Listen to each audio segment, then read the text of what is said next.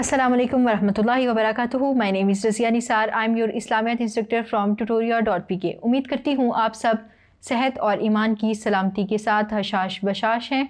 मैं आज आपके सामने एक नए सबक के मशकी सवालात के साथ हाजिर हूँ।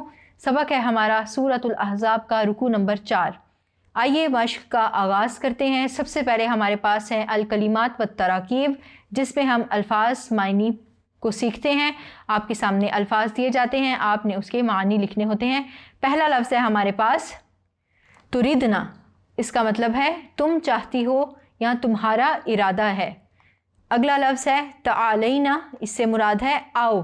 अगला लफ्ज़ है उम्मतिकुन्ना, इससे मुराद है मैं तुम्हें कुछ माल दूँ।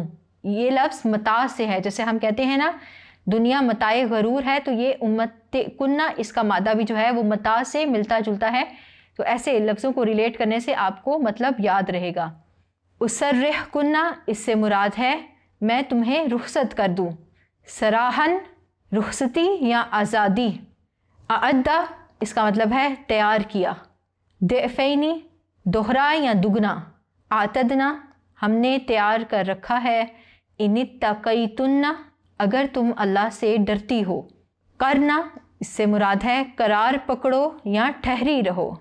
अगला लफ्ज़ है हमारे पास अर-रिज्सा। रिज्सा से मुराद होता है नापाकी या इसको नजासत भी कहा जाता है।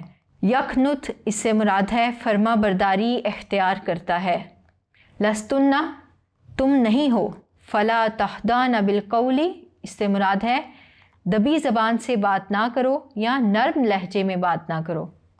ला तबर्रजना, इससे मुराद है ज़ीनत ना दिखाती फिरो या सज धज कर बाहर ना निकलो।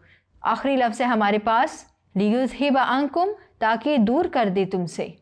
मशकी सवालात की जाने पड़ते हैं। अल्फाज मायनी का हमने मुतालिया किया।